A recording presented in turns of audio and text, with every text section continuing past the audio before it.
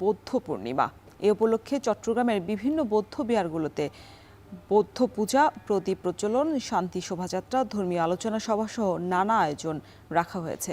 এ বিষয়ে বিস্তারিত জানাতে নগরের নন্দন কানন বৌদ্ধ বিহার থেকে যুক্ত হয়েছেন ফয়সাল করিম। ফয়সাল, আজ তো বৌদ্ধ পূর্ণিমার নানা আনুষ্ঠানিকতার খবর নিশ্চয়ই আপনার কাছে আছে। কি কি চলছে এই মুহূর্তে, বিস্তারিত জানাবেন।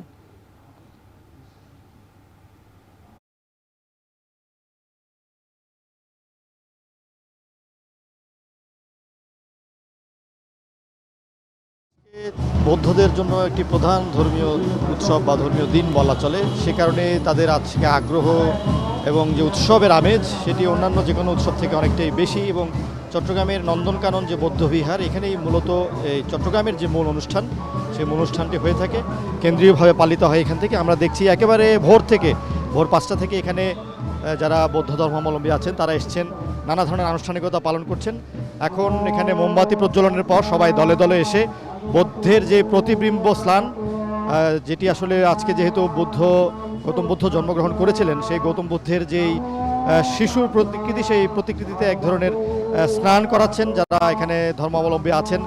এবং এটি একটি অন্যতম আকর্ষণীয় আনুষ্ঠানিকতা। এবং আমরা দেখছি যে এর পাশাপাশি পুরো বৌদ্ধ যে বিহার সেটি জুড়ে কিন্তু নানা ধরনের আনুষ্ঠানিকতা রয়েছে। বিশেষ করে আজকে বেলা 3টায় একটি বড় শোভাযাত্রার আয়োজন করা হবে এবং এটি নগরের বিভিন্ন স্থান প্রদক্ষিণ করবে। পাশাপাশি সম্মিলিত মোমবাতি প্রজ্বলন, প্রদীপ প্রজ্বলনের মতো কর্মসূচি যেমন আছে, তেমনি আমরা দেখেছি ভোর একেবারে 5টায় যে পুজো ভিক্ষু সংঘের যে বন্দনা ও প্রার্থনা সেটি অনুষ্ঠিত হয়েছে। সকাল 6টায় জাতীয় পতাকা উত্তোলন করা হয়েছে, সমবেত প্রার্থনা হয়েছে, পুণ্যার্থীদের পঞ্চশীল অষ্টশীল গ্রহণের মতো যে আনুষ্ঠানিকতা সেগুলো হয়েছে।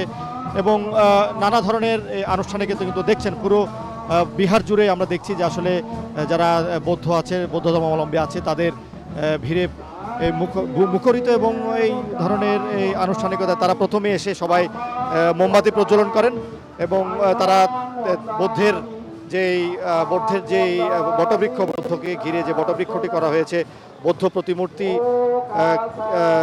মাধ্যমে যেখানে তারা তাদের প্রার্থনাগুলো বা তাদের মনের যে বাসনা, বিশ্ব শান্তি কামনা মতো যে প্রার্থনাগুলো তারা এখানে এসে করে থাকেন।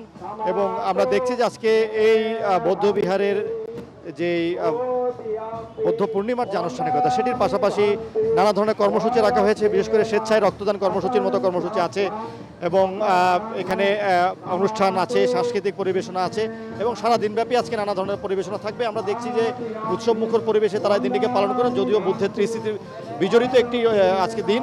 তারপর আমরা যেটি তাদের থেকে যে জেনেছে যে বৌদ্ধের যে প্রয়াণ, সেই প্রয়াণের মধ্য দিয়ে তারা বিশ্ব শান্তি এবং মানবতার যেই বার্তা সেটি তারা ছড়িয়ে দিতে চান। প্রশ্ন চট্টগ্রামে বৌদ্ধ পূর্ণিমা উপলক্ষে দিনব্যাপী আয়োজনের বিস্তারিত খবর জানান